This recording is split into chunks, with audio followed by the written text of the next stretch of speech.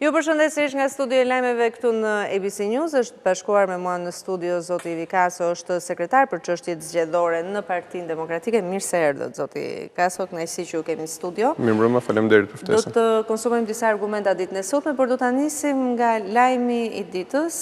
Komisioni Qendror i Zgjedhjeve ka hedhur poshtë kërkesën tuaj për të patur ju dhe LSI-ja njëkohësisht antar në Komisionet Zonale Zgjedhore. Ndje kemi një material njohës, i cili na nje me argumentimin e Komisionit Qendror të Zgjedhjeve për hedhjen poshtë të kërkesës së ngritur nga opozita, dhe kthehemi për ta shtjelluar më tej në studio.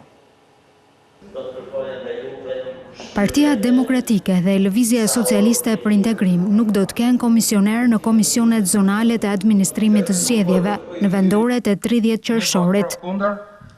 4 nuk miratohet, rrëzohet. Me 4 vota kundër dhe 1 pro, Komisioni Qendror i Zgjedhjeve ka rrëzuar kërkesën e opozitës jo parlamentare. Antarët socialist në KQZ kanë argumentuar votën kundër me arsyetimin se PD dhe LSI i kanë bojkotuar këto zgjedhje. Nëse nuk je i regjistruar në zgjedhje, nuk mund të kesh pjesë në administrimin dhe në menaxhimin e zgjedhjeve. Nuk mund të qosh komisioner në strukturat përkatëse të nivelit të dytë e të tretë. Është shumë e qartë.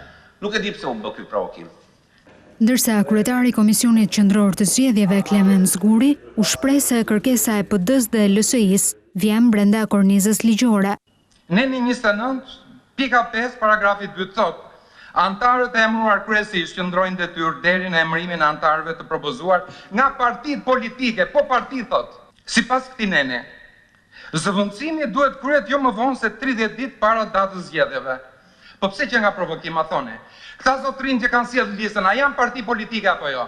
Nëse nuk jemi të qartë, ti kërkojmë gjykatës. Na sjellë gjykata e Tiranës se PD-ja dhe LSI-ja janë apo s'janë parti politike, nëse ne dyshojmë. Para se KQZ të vendoste, përfaqësuesi ligjor i Partisë Demokratike paralajmëroi antarët se nëse nuk udhëhiqen nga ligji, do të përballen me forcën e tij.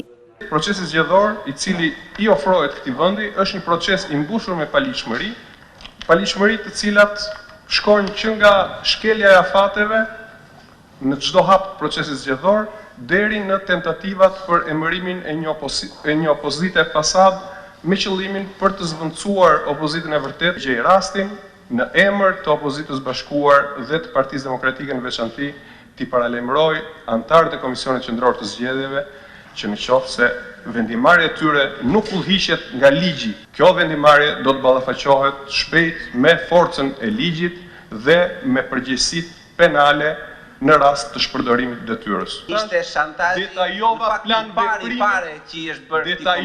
plan veprimin e opozitës në rast të shkeljeve ligjore. Me mbylljen e mbledhjes, Kaso u shpreh se KQZ vendosi me urdhër politik. Dhe me urdhër të drejt për drejt politik nga eksponentët më të lartë të Partisë Socialiste, Damian Gjiknuri dhe Taulant Balla, siç e ka denoncuar dhe më herët opozita, ju nështruan presionit jo ligjor dhe i mohuan opozitës bashkuar të drejtën e saj.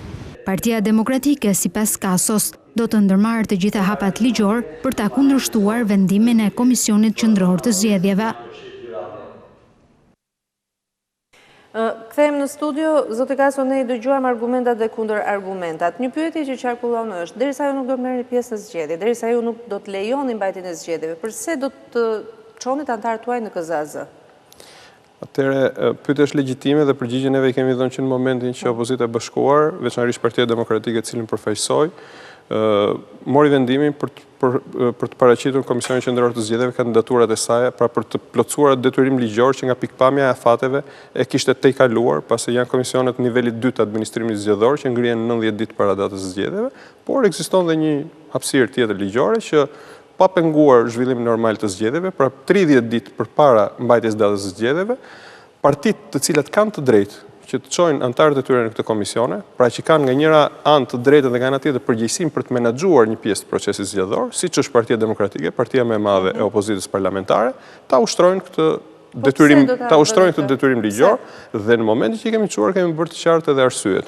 Jemi nisur nga shkeljet e rënda të ligjit, të cilat janë konsumuar dhe janë denoncuar nga ana jonë që në Komisionin Qendror të Zgjedhjeve dhe nga indicjet e shumta të besueshme për abuzime shumë herë më të mëdha, po shumë herë më të panjohura për publikun, dhe jo të bëra transparente në komisionet zonale të administrimit zgjedhor. Kujtojmë këtu që ngrehina e administrimit zgjedhor përbëhet në nivelin e parë nga Komisioni Qendror i Zgjedhjeve, e cila pavarësisht mungesës përfaqësuesve të opozitës në të, për një tjetër shkelet ligjit nga kjo majorancë, për cilën mund të ndalem 2 minuta, por mbledhjet e saj i zhvillon përsëri në mënyrë transparente me përfaqësues të përhershëm të partive, me mediat e tjera.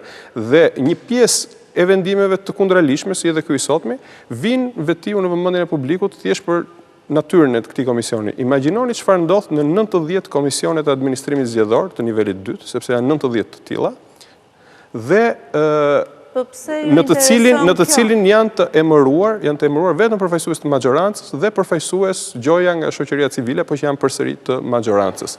Janë duke u konsumuar shkelje monstruoze në të gjitha etapat e menaxhimit dhe të administrimit zgjedhor, dhe është detyrim joni që na buron nga kodi, përveç se e drejtë, që të administrojmë një pjesë të procesit dhe besojmë që duke administruar atë pjesë të procesit që na takon, të paktën në përgatitjet parazgjedhore, do të jemi në gjendje në radhë të parë për të vënë fre një pjesë të mirë të abuzimeve dhe së dyti për të denoncuar ato publikisht, jo vetëm përpara publikut, por dhe ndaj misioneve ndërkombëtare të cilët marrin. Pse duhet manipuloj Mazhoranca? Ju s'do të jeni, do të jenë vetëm në zgjedhje. Është pyetje e bukur dhe është pyetje cilën unë disa herë ja kam bërë përfaqësuesve të propozuar nga Mazhoranca në Komisionin Qendror të Zgjedhjeve. Të një procesi që ju nuk e njihni që në fillim, keni dalë jashtë sistemit, nuk keni regjistruar fare në këtë zgjedhje, do të thoni dhe keni thënë dhe pretendoni që atë ditë nuk do të mbahen zgjedhje dhe ju futeni për qenë gardian të një procesi që nuk e njihni fare. Se ka një nonsens logjik, unë e kuptoj kodin që ju a jep të detyrim, por në momentin që ju nuk po ushtroni të drejtën apo detyrimin e kodit për të qenë pjesë në zgjedhje, përse doni të ushtroni këtë detyrim apo përgjegjësi që ju jep kodi? Kodi nuk të jep subjekteve, partive politike nuk u jep asnjë detyrim, domethënë nuk u përcakton asnjë detyrim të marrin ose jo pjesë në zgjedhje. Dhe pjesën e menaxhimit të procesit zgjedhor nuk e lidh në asnjë mënyrë, siç e shpjegova edhe sot, me të marrurit pjesë në zgjedhje apo jo, pra të qenit ose jo subjekt zgjedhor për zgjedhjet e radhës. Kodi zgjedhor në mënyrën se si është konceptuar përcakton detyrime për 2 subjekte politike të cilat shprehin majorancën e mbështetjes popullore, pra partisë më të madhe. Dhe kjo është nocioni i kodit. E rëndësishme për ne është që të denoncojmë në çdo hap të parapërgatitjes së këtij procesi votimesh të datës 30, sepse proces votimesh ka për të qenë nëse do të mbahet, ne jemi të sigurt që nuk ka për të mbajtur, por në mënyrën se si po konceptohet që të jetë një proces votimesh në datën 30.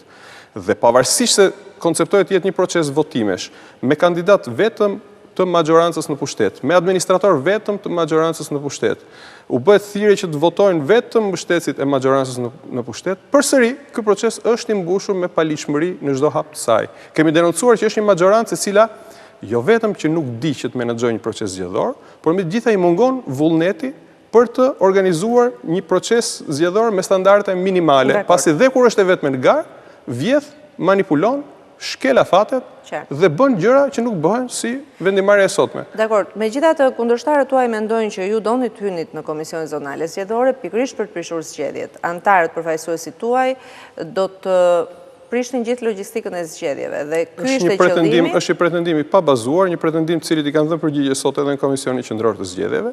Neve kemi paraqitur në përmbushje të detyrimit ligjor, siç e thash, mbi 270 kandidatura në mbar Shqipërinë, kandidatura të cilat respektojnë të gjitha kriteret e kodit zgjedhor, pra janë persona të gjithë me arsim të lartë, personat që janë propozuar për sekretar në komisionet zgjedhore janë jurist, janë persona me eksperiencë të mparshme zgjedhore, janë persona me rekorde penale inekzistente në secilin prej tyre, pra në secilin zonë zgjedhore. Neve nuk kemi çuar atje as mundës, as kamikaz, as personat të cilët do të jepnin arsye për të besuar qoftë palës tjetër, qoftë komisionit zgjedhor i cili është garanti i procesit, pasi ai emëron dhe i shkarkon këta persona, një indicje që këta persona do të shkojnë atje për të bërë tjetër gjë përveç se atë që kanë detyrim ligjor. Madje unë nga pozita e përfaqësuesit përhershëm i kam siguruar personalisht duke mbajtur unë përgjegjësi ligjore antarët e Komisionit Qendror të Zgjedhjeve që personat që ishin propozuar nga ana jonë dhe kishim pranuar këtë detyrë të vështirë, pasi është detyrë e vështirë në këto lloj kushtesh, që të marrësh përshtypjen të administrosh për aq sa mund të bësh një pjesë të përgatitjeve për procesin e votimeve të datës 30, i garantova që nuk do të kryen asnjë veprim tjetër përveç se atë që parashikon ligji, kodi zgjedhor dhe aktet në ligjore të miratuar nga KQZ-ja. Kjo është përgjigjja më e mirë e të gjithë dashakeqësive, sepse të tilla mund t'i klasifikoj, që artikulohen nga pala tjetër, nga mazhoranca në pushtet, që sillen persona të papërshtatshëm që kanë qëllim që të marrin kutitë e votimit, të i prishin aty thyen, nuk e di se çfarë ëndrash ose fantazish përhapin. Por përgjigjja më e mirë ishte CV-ja e personave të cilët ishin paraqitur. Dhe një moment të shkurtër, dhe pikërisht për këtë arsye, vetë administrata e Komisionit Zgjedhor, që ka për detyrë të çekojë këta persona një për një, në projekt aktin që kishte paraqitur, kishte propozuar miratimin, sepse ishte ligjore dhe kërkesa, kishte propozuar miratimin e kërkesës Partisë Demokratike dhe të LSI-s, e cila me forcën e kartonit pastaj siç e pat u hodh poshtë nga përfaqësuesit e mazhorancës KQZ. Ju do ta çoni çështjen në kolegjin zgjedhor? Ne sigurisht do të ndjekim gjitha hapat ligjore, pasi vendimarrja e sotme është e paprecedent, është politikisht e motivuar, është në shkelje flagrante të ligjit, por jo vetëm të ligjit, unë e thash edhe në artikulimin e Komisionit Qendror dhe më vonë, edhe të një vendimarrje e cila është sot e kësaj dite në fuqi të vetë Komisionit Qendror të zgjedhjeve, të miratuar në mënyrë unanime me votat e 5 anëtarëve, 4 prej cilëve votuan sot kundër. I referohem vendimit të datës 1 shkurt 2019, vendim i cili përcakton në mënyrë të shprehur partitë politike, subjektet të cilët kanë të drejtë propozojnë antar KZAZ-je. Është një vendim që është akoma në fuqi dhe është një vendim që jep të drejtë Partisë Demokratike dhe Lëvizjes Socialiste për Integrim që të paraqesin kandidaturat e tyre për antar të KZAZ-s në Komisionin Qendror të Zgjedhjeve. Ua kujtova, u thash që nuk mund dini kundër një vendimarrjes tuaj për sa kohë formalisht ekziston dhe ju obligon në vendimarrjen konsekuente dhe në traditën tashmë famkeqe të këtyre zgjedhjeve, sigurisht nuk i përmbahen as precedentit, as ligjit, as vetë vendimarrjes tyre dhe vendosën si vendosën. Do të ketë ndonjë tërheqje të ndonjë antarit Komisionit Qendror të Zgjedhjeve të propozuar nga ju në shenjë reaguese ndaj këtij vendimit sotëm? Nuk shoh personalisht, të paktën nuk shoh ndonjë arsye për ndërmarrje ndonjë hapi tjetër më radikal se sa prezenca jonë e her pashershme në Komisionin Qendror të Zgjedhjeve kur diskutojnë çështje me rëndësi kardinale për të denoncuar aty në sy të publikut, por më pas në kolegjin zgjedhor dhe mbi të gjitha përpara partnerëve ndërkombëtar, të cilët nga një anë na ndihmojnë, por dhe na monitorojnë përmbushjen e standardeve të kësaj periudhe përgatitjesh për procesin e votimeve datës 30, besoj që denoncimi dhe nxjerrja në sy të publikut e këtyre skandaleve, do t'i quaja, jo vetëm juridike, por që janë me relevancë të fortë politike, sepse janë politikisht të urdhëruara dhe të motivuara. Besoj që kjo është përgjigjja më e mirë, nuk shoh ndonjë nevojë për akte të tjera drastike, të cilët as nuk do ngrinin, as nuk do ulnin sensibilizimin e një mazhorance e cila ka treguar se përballë aktit më të rëndë që opozita e një vendi mund ndërmarrë, të zgjedhurit që përfaqësojnë sot më shumë se gjysmën e shqiptarëve, pra opozitës këtij vendi, opozitës formale, pasi sot janë mazhoranca e shqiptarëve, nuk e ka sensibilizuar kjo gjë, pra. Lënia e mandateve, heqja dorë nga privilegjet dhe bërja një me qytetarët, mendoni sa mundet që ti sensibilizoj tërheqja ose jo, ose thirrja për tërheqje një antari të caktuar nga Komisioni Qendror i Zgjedhjeve. Kuvendi i Shqipërisë, por të propozuar nga opozita. Pra nuk e keni konsumuar deri tani në nuk është nuk ka pat ndonjë vendimarrje lidhur me këtë gjë dhe nuk besoj personalisht, nuk mendoj se ka ndonjë vlerë të shtuar për Përpara se të kaloj te reforma në drejtësi, do doja të dija pse ishit aq i ashpër me bindjen demokratike, ju si forcë politike flas. Neve si forcë politike nuk si më marr ndonjëherë me çështjen e një subjekti të caktuar, të cilët personalisht jam akuzuar disa herë që po i bëj reklam, prandaj nuk do ndalem te subjekti. Betejë jonë politike, betejë jonë në Komisionin Qendror të Zgjedhjeve, mbi gjitha denoncimet tona të vazhdueshme kanë patur qëllim që t'u sqarojnë shqiptarëve një gjë, që procesi që po përgatitet për datën 30 qershor nuk është proces zgjedhjesh, aq më pak zgjedhjesh demokratike siç pretendon të shes kryeministri dhe mazhoranca në pushtet, është një proces votimesh. Është një proces votimesh për arsye se formalisht sot që po flasim, në më shumë se 2/3 e njësive të qeverisjes vendore Zyrtarisht, sipas informacionit të Komisionit Qendror të Zgjedhjeve, zgjedhësit që do të paraqiteshin në datën 30 po të kishte proces zgjedhor do të gjeni përpara vetëm një kandidaturë. Pra në 40 bashki të paktën nuk kemi garë.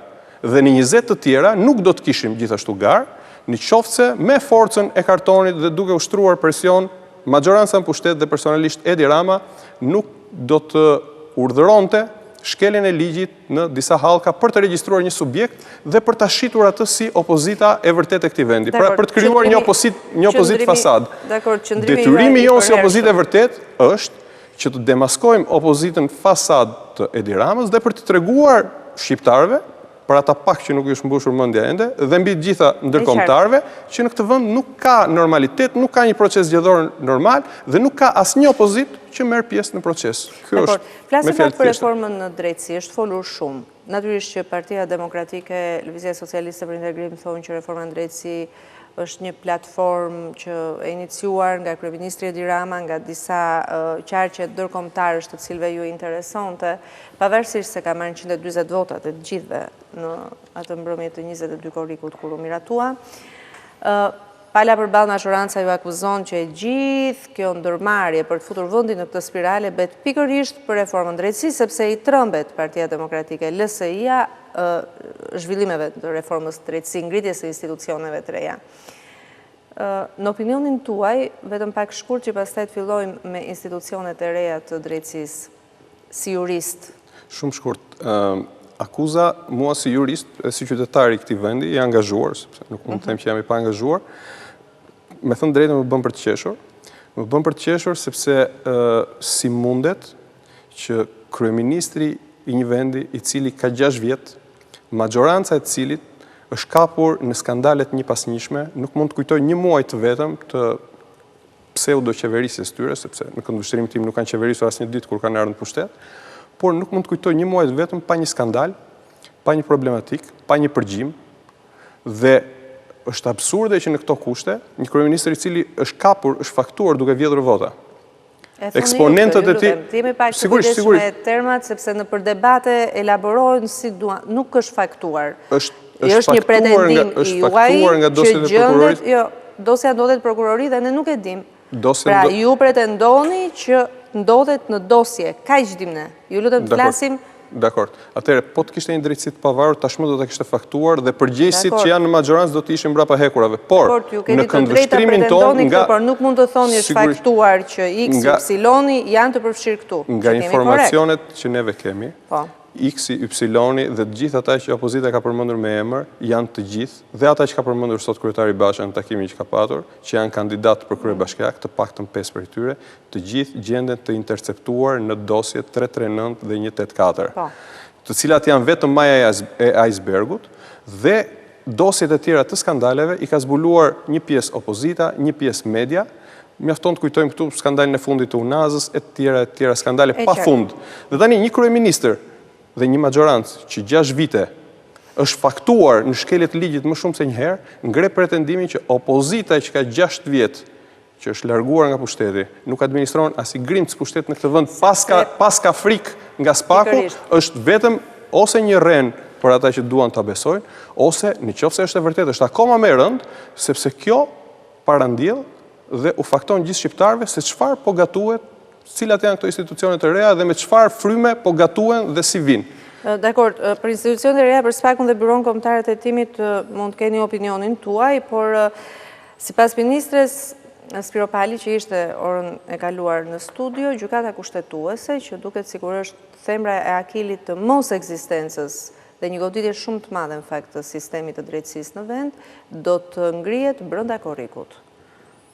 Unë i kam dëgjuar, nuk më vjen tashmë përshtypje artikulime të tilla të përfaqësuesve të Mazhorancës, që kur vjen puna për të diskutuar institucionet e reja të drejtësisë dhe në takime ndërkombëtare thonë që do të jenë të pavarura, do të jenë ato që do ta bëjnë këtë vend, do të risjellin besimin e publikut te drejtësia, dhe nga njëra anë ministrat të cilët ju ma cituat nuk e kam dëgjuar me thënë drejtën që garanton që do ngrihen në brenda verës gjykata kushtetuese, nga ana tjetër dëgjoj ministrin e drejtësisë kur shkon në Holand në turin e takimeve që ishte që garanton që SPAK-u do të ngrihet shumë shpejt, do të ketë kaq antar ose aq antar do të bëj këtë.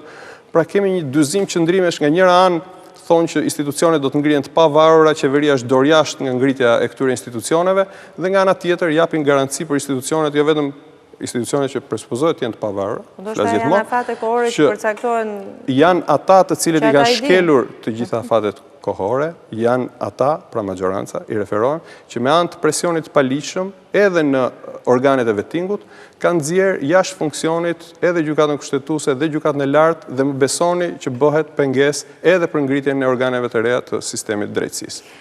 Dakor, zoti Basha është përgjigjur sot zotit Rama dhe do të shkëpuz vetëm 2 fjali për të më thënë rëndësinë dhe përse sa ndikojnë këto në jetën e qytetarëve, në jetën tonë. Për shembull, dje gjykata e lartë mbeti vetëm me 2 anëtarë dhe praktikisht është asgjësuar pasi ajo nuk mund të gjykojë më asgjë. Sa ndikon në jetën e qytetarëve funksionimi ose jo i gjykatës lartë? Ka një ndikim drejt për drejt në jetën e qytetarëve, veçanërisht ata që kanë probleme me arrogancën e këtij shteti, me vendimarrjet e një pas njëshme që ne kemi denoncuar një pjesë të mirë për tyre në kundërshtim me ligjin. Mënyra e tyre vetme për të mbrojtur është të drejtohen gjykatave të nivelit parë dhe dytë, pra gjykatës apelit, cilat janë ende funksionale, për fat mirë, por u humbet mundësia për të drejtuar gjykatës lartë, jo vetëm për të kundërshtuar vendimarrjet e 2 gjykatave të nivelit parë, por mbi të gjitha në rastet kur kërkohet pezullimi i ekzekutimit vendimeve, të cilat me marrje formë prerë nga gjykata e apelit janë menjëherë të ekzekutueshme. Flas për detyrime edhe monetare kundrejt shtetit ose detyrime edhe në rastet e shëmbjeve, për shembull të banesave në kundërshtim me ligjin, siç pretendojnë qytetarët dhe qeveria pretendon ndryshe. Pra, kemi patur një hallkë e cila garantonte në një farë masë qytetarët qoftë edhe për pezullimin e ekzekutimit të këtyre vendimeve, derisa ato të shqyrtoheshin themel nga gjykata e lartë. Tashmë kjo mundësi është e humbur, pasi që nga sot e tutje, asnjë vendim i gjykatës së apelit nuk mund të pezullohet më, veçanërisht ato të cilat janë kundër shtetit, të cilat gjykatat e mbajtura në presion kanë pat veçanërisht problem për t'i trajtuar. Kjo për të mos folur për çështjet e themelit që duhet të zgjidhë gjykata e lartë, për unifikimin e praktikës gjyqësore që duhet ta bëjë gjykata e lartë. Pra, gjykata e lartë mbi të gjitha jo vetëm vlerëson respektimin e parimeve të kodit nga 2 gjykatat e nivelit parë, pra shef anër procedurale janë garantuar apo jo të drejtat e shtetasve, por mbi të gjitha nxjerr vendime me karakter të përgjithshëm dhe detyrues për gjykatat e tjera, në mënyrë që t'i udhëzojë gjykatat e niveleve më të ulta që për një problematik të saktuar të mbajnë një vendimarrje të saktuar, që janë veçanërisht të rëndësishme për sa i përket zgjidhjes së mosmarrëveshjeve të njëjtit tip. Pra, në këtë moment çështjet arkivohen. Në këtë moment çështjet depozitohen në gjykatën e lartë për të mos u humbë afati, dhe më pas rrinë në arkivin e gjykatës së lartë, ku në mos gaboj janë mbi 40.000 çështje që flenë, dhe duke konsideruar afatet kohore brenda të cilave mund të plotësohet kjo gjykatë, vlerësojmë që në momentin që do të plotësohet do të jenë të paktën 60.000 çështje të cilat do të duhen vite e vite. Pra nëse koha e pritjes midis një vendimi të apelit dhe shqyrtimit të këtij vendimi të apelit në gjykatën e lartë më përpara ka qenë 2 ose maksimumi 3 vjet, është një afat kohor i cili në këndvështrimin tim të paktën do të dyfishohet. Pra një qytetari do të duhet pres 6 deri në 7 vjet për të shqyrtuar çështjet e tij në gjykatën e lartë. Në këto raste zë vend shprehja e famshme në rrethet juridike që drejtësia e vonuar është drejtësia e mohuar. Drejtësia e mohuar, dakor. Nuk po flas për gjykatën kushtetuese, se kemi shumë të qartë që në radhë të parë gjithë pretendimet, ankimimet politike që ju mund të keni, nuk keni më ku ta ankoheni. Gjithë ankimimet për thyerjet kushtetutës, çka kjo Mazhoranca tashmë ka bërë mod në çdo javë me vendimarrjet në parlament. Nuk dihet se çfarë do të japi nesër kur gjykata kushtetuese të krijohet dhe të marrë këto kërkesa depozitime ankimesh në dorë.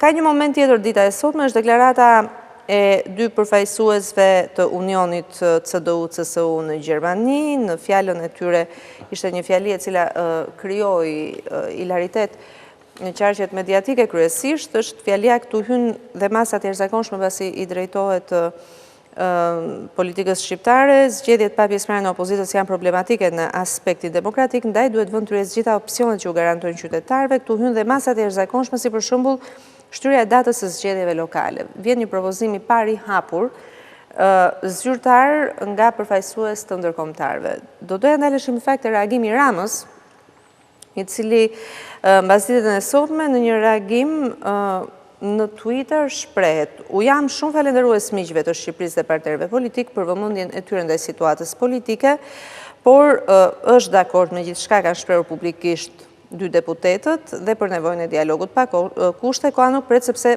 30 qershori është në dorën tonë, e mbyll shefi i qeverisë reagimin e tij, duke lënë të kuptohet pra që nuk ka shtyrie datës së zgjedhjeve.